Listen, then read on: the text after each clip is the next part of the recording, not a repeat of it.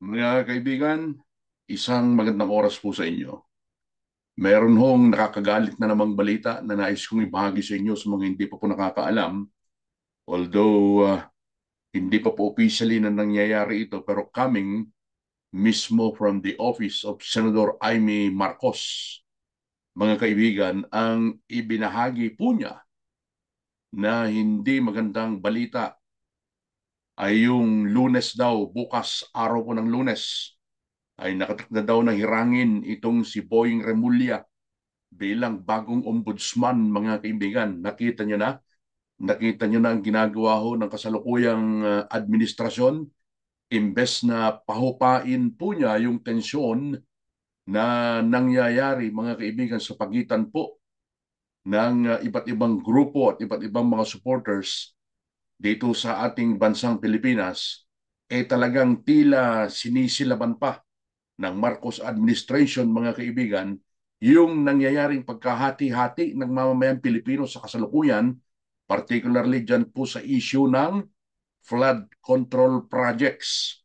Itong gagawin ng administrasyon na pagtatalaga, pag-appoint ho, kay Boying Remulla na bagong ombudsman bukas, base ho dun sa ipinalabas na statement ng tanggapan ni Senador Amy Marcos, ay tiyak po na tila baga bubuhusan ng gasolina ang nag-aapoy ng damdamin ng mga mamamayan na kasalukuyan pong nagagalit sa kasalukuyang administrasyon. Wala pa pong opisyal na pahayag ng Malacanang pero coming from Senador Amy Marcos, na siya po yung pangunahing nagsampa ng pagharang o iba't ibang kaso para lamang hindi matuloy itong pinaplano ng administrasyon na tuluyang pagpapaupo kay Boyeng Remulla bilang ombudsman, ito ho mangyayari bukas, mga kaibigan. Ayon pa rin doon sa kalatas mula sa tanggapan ni Senador Amy Marcos, tunay ngang kulay itim pa rin ang kulay ng bayan, nagluluksa, nababalutan ng pangamba at kawalan ng pag-asa sapagkat ang huling bantayog ng pananagutan ay pinilit wasakin ng politika at kalapastanganan sa konstitusyon, mga kaibigan. Idinagdag pa nitong si Senadora Amy Marcos na isang sapilitang pagtatalaga ng taong hindi karapat-dapat, may mga nakabinbin na kaso at may bahid ng kawalang hustisya. Iligtas mo ang iyong bayan, Panginoon. Diyan ho nagtatapos yung statement o kalatas na galing po sa tanggapan ni Senadora Amy Marcos. Itong administrasyon talaga na ito, mga kaibigan, wala ka nang aasahan.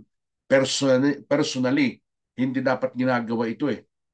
Ang makakapag-appoint lamang dyan sa ombudsman, mga kaibigan, ay yung Pangulo ng Bansa. Base pa rin dun sa rekomendasyon ng Judicial and Bar Council na siyang sumasala nito. So ano nangyari dun sa mga isinampang reklamo laban kay Boyeng Remulla? Una, isinampa nitong si Senadora Amy Marcos at kamakailan lamang ay naghahain din ng reklamo, mga kaibigan. Itong si Vice Mayor Baste Duterte dyan po sa Davao City, sa pamamagitan ng kanyang abogadong si Israel Torion, na nirereklamo siya dahil sa pagkidnap doon sa kanyang tatay at ipinadala dyan po naman sa ICC dyan sa The Hague, Netherlands. Kaya sabi nitong si Senator Amy, kulay itim pa rin ang kulay ng bayan. Hindi ho mawawala eh. Imbes na pinapahupa, kung may isip talaga yung Pangulo, kung matinong mag-isip yung Pangulo natin, pahupain dapat niya yung tensyon, mga kaibigan. Hindi eh. Dinadagdagan pa niya. Kumbaga, yung sinabi ko kanina, yung nag-aapoy na, bubuhusan pa niya ng gasolina. Lalong mag-aapoy yan. Lalong maglalagablab ang damdamin ng tao, mga kaibigan. Diyan sa ginagawa ng kasalukuyang administrasyon, nagluluksa, nababalutan ng pangamba at kawalan ng pag-asa. Nakakalungkot sapagkat ang huling bantayog ng pananagutan ay pinilit wasakin ng politika at kapakalapastanganan sa konstitusyon. Ibig sabihin ho kasi nito, mga kaibigan, politika talaga ito eh. Anong purpose na itatalaga si Boying Remulla dyan bilang ombudsman? para pag-alis pagkatapos ng termino nitong si Bonget o nung si BBM, itong ombudsman na kanyang itinalaga ang magiging tagasalag ng mga kaso na ihahain laban kay BBM, mga kaibigan, at sa kasama niyang o mga kasamahan niyang opisyal sa kasalukuyang administrasyon. Dahil itong ombudsman ay hindi ho ko-terminus ng Pangulo. Matatapos na yung termino ng kasalukuyang administrasyon, yung itinalaga niyang ombudsman mananatili pa sa kanyang posisyon ng 7 taon, mga kaibigan, kung hindi ako nagkakamali.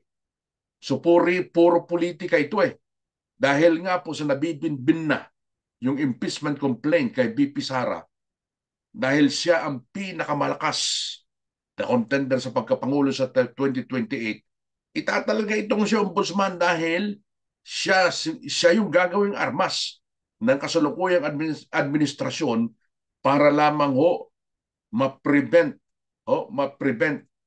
yung plano o ambisyon o nakatakdang pagiging susunod na Pangulo itong si BP Sara Duterte. Dahil tingnan natin, pag totoong iupo itong si Boying Remulla, dahil nabibinbin na po yung impeachment, nabasura na yung impeachment, parang wala nang pag-asa dyan sa Senado, itong si Boying ngayon ang kain ng mga reklamo laban kay BP Sara dahil ombudsman siya. Siya yung gagawing punglo, armas ng kasalukuyang administrasyon, mga kaibigan. Tingnan nyo. Tingnan nyo ang kabangagan ng kasalukuyang administrasyon. Nakakagalit Nakakagalit.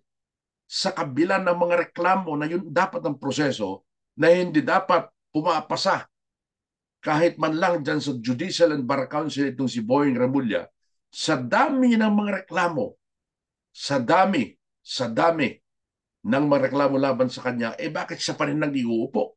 Bakit pumasa pa rin siya dyan sa Judicial and Bar Council? Nakakagalit, nakakadismaya, at nakakapanlumo, mga kaibigan. Sa ginagawang ito ng administrasyon, isigurado ako na lalong hindi matatahimik ang ating bayan. Lalong dadami, lalong lalaki ang pagkahati-hati ng mga mamamayan sa ginagawa ng bangag administration na ito, mga kaibigan.